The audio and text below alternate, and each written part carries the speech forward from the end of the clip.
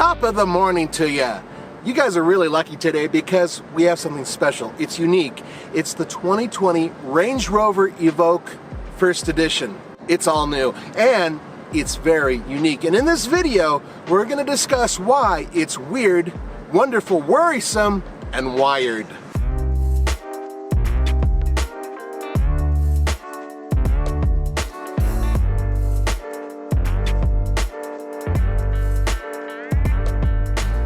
So part of the weird component of this vehicle is the way it looks, and that's because when the Evoque came out, nobody expected it. It was sort of a special little deal that was hidden inside of a book when Tata took over Jaguar Land Rover. And they saw these notes, they saw this weird looking car, and they said, yeah, let's build it.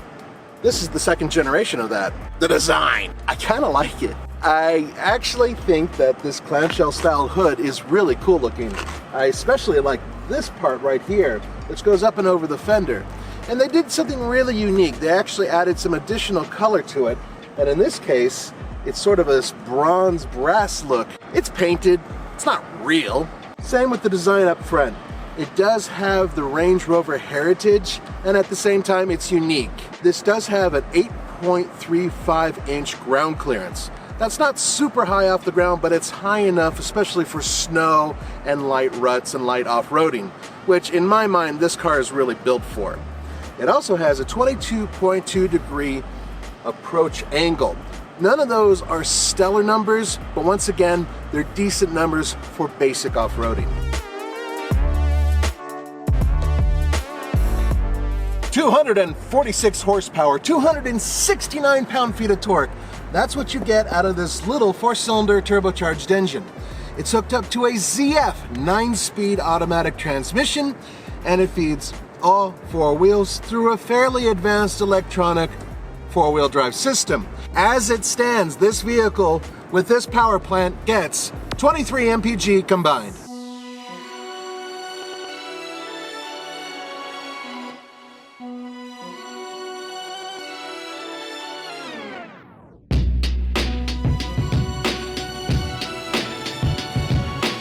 Off the line, it's 0 to 60 times around 7 seconds. That's at sea level. I believe it.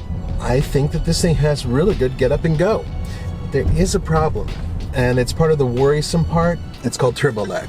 And what it basically means is that when you're trying to get off the line, you have to wait for the turbocharger to spool up for any real power. Let me show you what I'm talking about. All right, we're at a dead stop. I'm in regular mode. I'm accelerating. There it goes. That's over a 1 second delay before the turbocharger really kicks in. And that's not the biggest problem with it. Even though the power, as I said, is really good, passing power, that's a problem as well. Because as you're cruising along, if you're just going around, say 2,000 RPM or whatever, and then you put your foot down, there, see, once again, that's the problem. Turbocharger takes a little bit of time to spool up, and that to me is the biggest negative of this vehicle when it comes to worrisome tech. Everything else is great.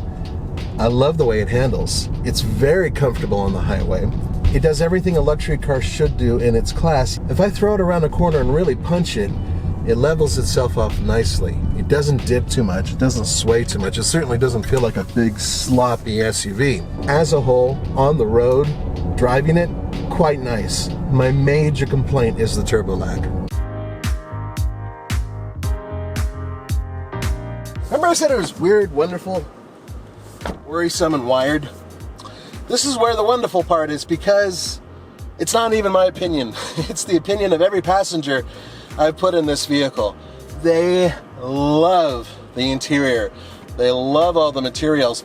By the way, this isn't even leather. This is a special material that Range Rover had developed specifically, so it wouldn't be leather or cloth. The layout is something that my passengers fell in love with. They loved the soft touch materials. They loved the layout. They loved all the screens and all the tech. They even loved this. Look at this over here. This is where the cup holder is. But no, it doesn't flip out of the way. The whole damn thing comes out. Look at that. And then you have a large cup holder and a small cup holder because the British drink tea, and as such you have a smaller teacup. Or, in America, we have Red Bull. Boom, that goes there. That's the only thing I can figure for that. Oh, and they also love this. Which doesn't make a whole lot of sense to me why there has to be 2 separate openings, why there can't just be one. But, look at this. You can also make these extend for comfort. The interior comfort for even a big guy, I'm 6'1", and I'm a hefty dude. I'm very comfortable driving this car. I actually put 3 adults back here, yep, but they weren't me. Now, surprisingly, I do fit behind myself. There is a cutout back here for my legs, and my feet can kind of get under the seat, but I'm kind of broad, so I don't fit that well. But I put 3 small adults back here, and they all were able to fit back here relatively comfortably too. And that was really surprising to me. And part of that had to do with the roof. I thought it would really bump their heads, but this has a panel, a glass panel, and then of course this fabric here. And I actually have decent headroom, and I'm not even hitting the fabric. This is basically a tech review, so there's a lot of tech on this vehicle. A lot. Check this out. Not just that, but that. Let me show you that again. It's now locked. Oh, I can't get in. Oh my goodness gracious. They really wanted tech, heavy, everything. Everything that they could throw in here, they did. Now, the best part about that, in my mind, goes all the way to here. 20-inch wheels that are absolutely fantastic to look at, and they're wrapped in Scorpion P0 Pirelli tires. But look at this. They have this great design here where they added that bronze look right here. If these panels didn't line up perfectly, it wouldn't look good. And I know it's a Rover product, so who's to say what it's going to look like in the future? And that's part of the worrisome part, which we'll get to very soon. That's a 20.7 degree breakover angle there. That's not too bad. It's not quite on par with some other vehicles out there, like let's say a Jeep Grand Cherokee, but it's still not bad for a vehicle that once again isn't really made for super hardcore off-roading.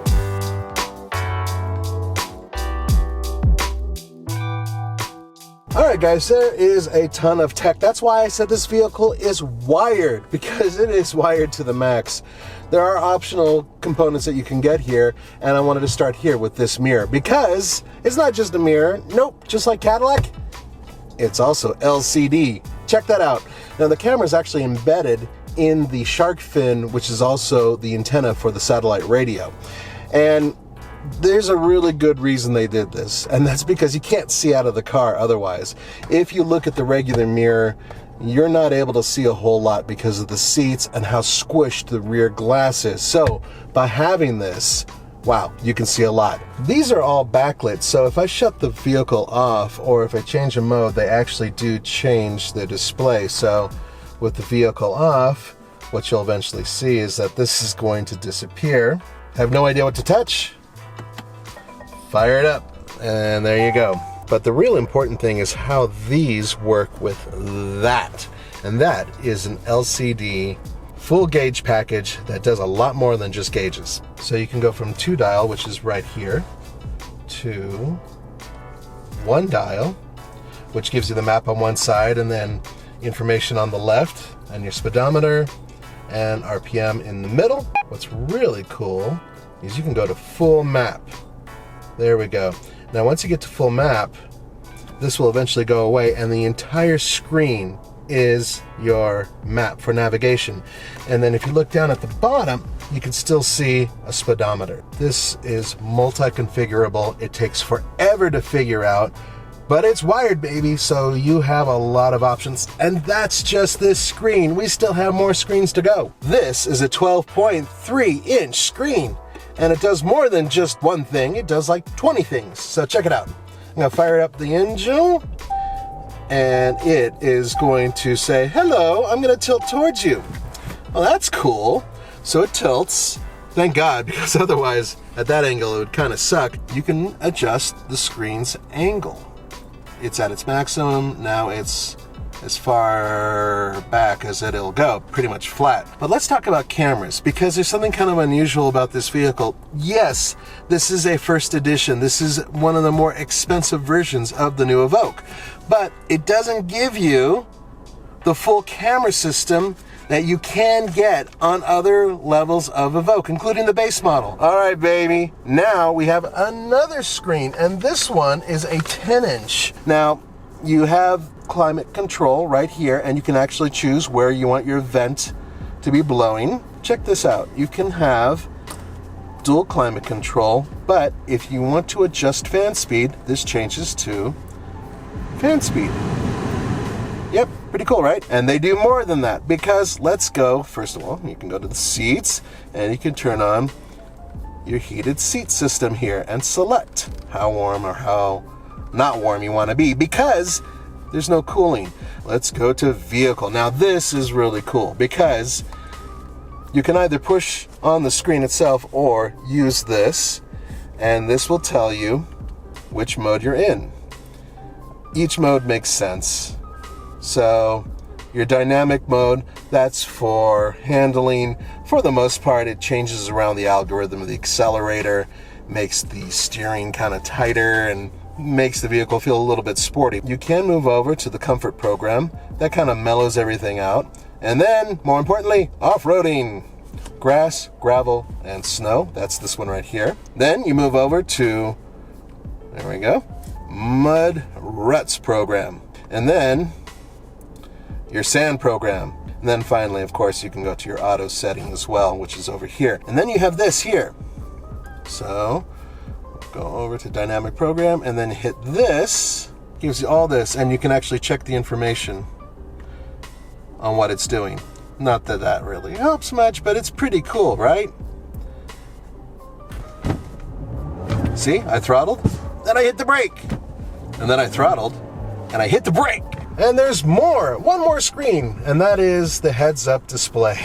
And that gives you everything from navigation, traffic sign recognition, gear state, but it'll show the phone and everything else there. And you can deselect these things as well if you don't want it really cluttered in your display. All right, it's a small family hauler. As such, you have a little bit of cargo space, and you have a couple little surprises in here, one of which is this.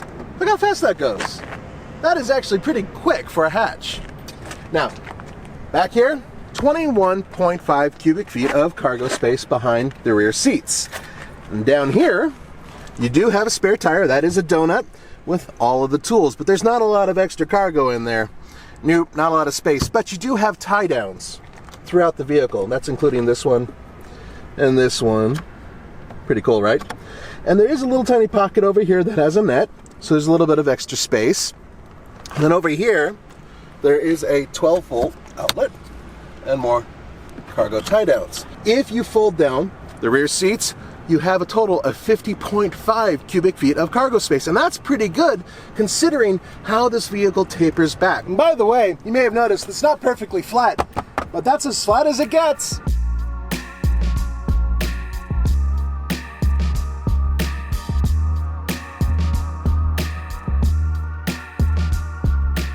So remember how I said this was going to be weird, wonderful, worrisome, and wired? Well, we covered the wired part with the interior.